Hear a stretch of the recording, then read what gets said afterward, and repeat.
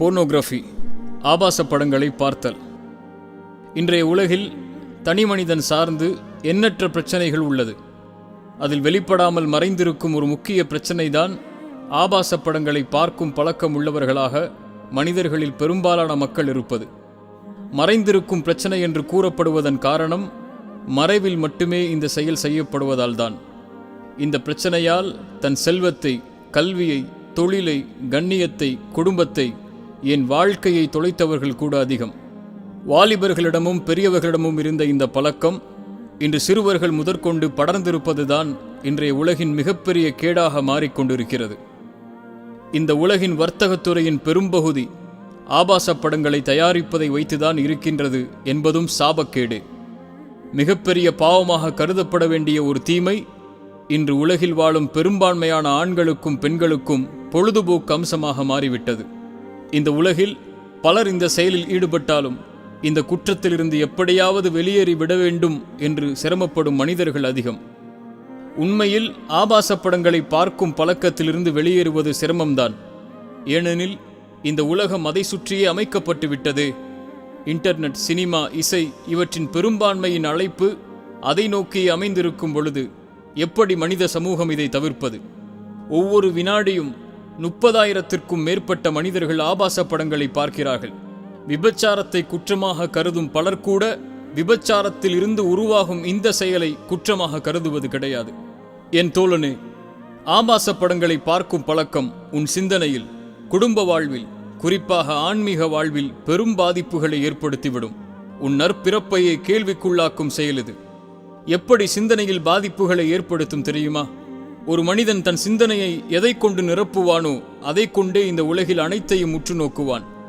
இந்த ஆபாச படங்களில் மூழ்கி தன் சிந்தனையை அதை கொண்டு நிரப்புபவர்கள் சில சமயம் தன் தாயை கூட, ஏன் அவன் உடன் பிறந்த சகோதரியை கூட, இன்னும் தான் பெற்ற மகளை கூட தவறான பார்வையில் பார்க்க நேரிடும். அவன் வாழ்வில் எந்த ஒரு பெண்ணையும் அவனால் கண்ணியமான பார்வையில் பார்ப்பதே சிரமமாகிவிடும். மேலும் எப்படி குடும்ப வாழ்வில் பாதிப்புகளை ஏற்படுத்தும் தெரியுமா?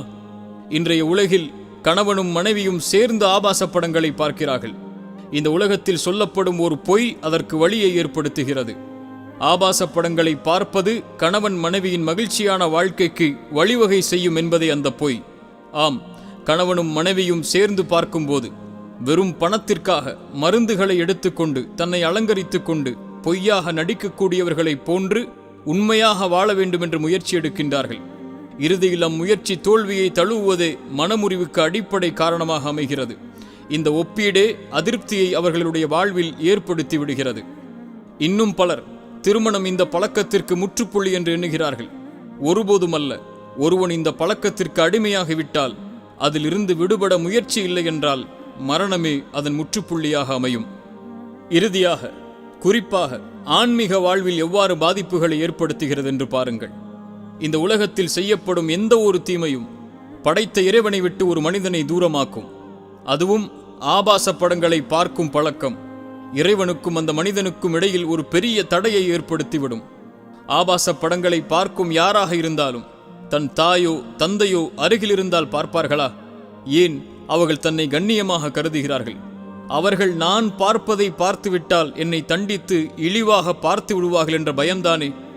ஏன் உங்கள் சகோதரி அருகில் இருந்தால், உங்கள் ஆசிரியர் அருகில் இருந்தால், உங்கள் குழந்தை அருகில் இருந்தால், உங்கள் வேலையாள் அருகில் இருந்தால் பார்ப்பீர்களா?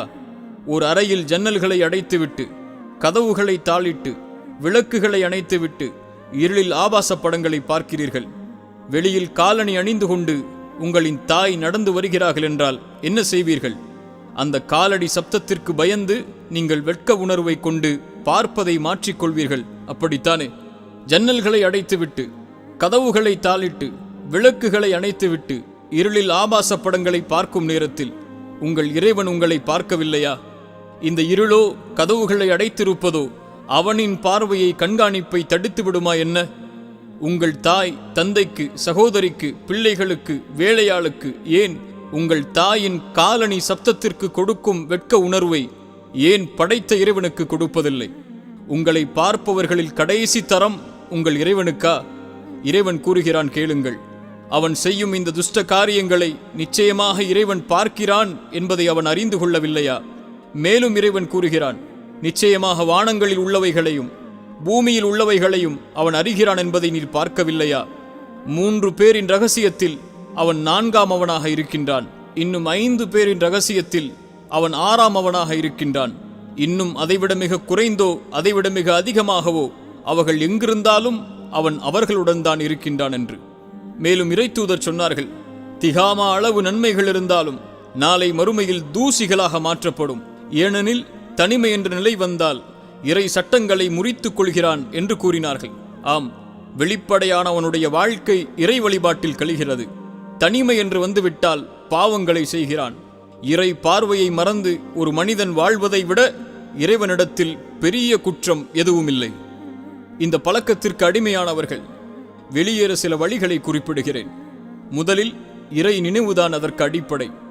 நான் தனிமையில் இல்லை, என்னை யாரும் கண்காணிக்கவில்லை என்றாலும் என் இறைவன் என்னை கண்காணிக்கின்றான், அதுதான் என் மீது இருக்கும் முதன்மையின் பார்வை என்ற எண்ணம், இதுதான் பாவத்தில் இருந்த அந்த மனிதன் வெளியேறுவதற்கு அடிப்படை. ஒரு இறைத்தூதரின் வாழ்விலிருந்து பாடம் பெறுவோம் வாருங்கள். யூசுப் நபி அவர்கள் சந்தையில் ஒரு அடிமையாக விற்கப்பட்டு அந்த நாட்டின் மந்திரியால் விலைக்கு வாங்கப்படுகிறார்கள். அந்த மந்திரி தன் மனைவியிடத்தில் வளர்ப்பு மகனாக ஆக்கிக் கொள்ளலாம் என்று பொருள்பட கூறுகிறார். ஆனால் உலகில் பாதி அழகு கொடுக்கப்பட்ட அந்த நபியிடத்தில் அந்த பெண் ஈர்க்கப்பட்டு தவறான செயலுக்கு அந்த பெண் அந்த ஆணை அழைக்கிறார்கள். அந்த நேரத்தில் அந்த இறைத்தூதர் கூறிய பதில்தான் நம்மை வியப்புக்கு உள்ளாக்குகிறது. இறைவசனம் அதை எமக்கு கூறுகிறது. அவர் இருந்த வீட்டின் எஜமானி அவரை காதலித்து தன்னை அலங்கரித்துக் கொண்டு எல்லா கதவுகளையும் மூடிவிட்டு தன் விருப்பத்திற்கு இணங்குமாறு அவரை வாரும் என்று அழைத்தாள். அதற்கவர், என்னை அல்லாஹ் உன்னிடமிருந்து என்னை பாதுகாப்பானாக. நிச்சயமாக என் எஜமானனாகிய உன் கணவர் என்னை மிக்க அன்பாகவும் கண்ணியமாகவும் வைத்திருக்கிறார். இத்தகைய நன்மை செய்பவர்களுக்கு துரோகம் செய்யும் அநியாயக்காரர்கள் ஒருபோதும் நலன் பெற மாட்டார்கள் என்று கூறினார். அவர் கூறிய இந்த 2 விஷயங்கள் தான் நம்மை சிந்திக்க வைக்கிறது.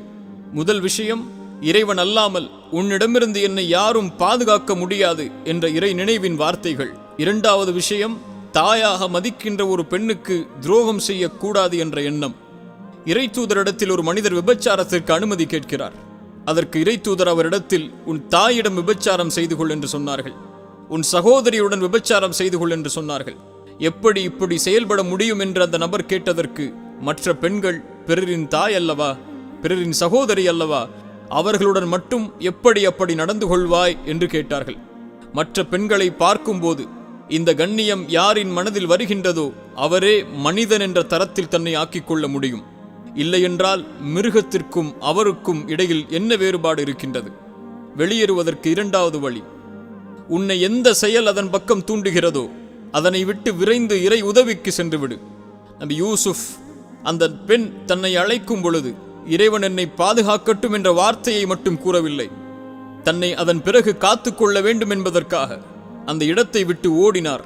அந்த பெண் பின்னால் துரத்தி சென்று அவர்களுடைய சட்டையை கிழித்தார்கள் என்று இறைவசனம் சொல்லுகிறது.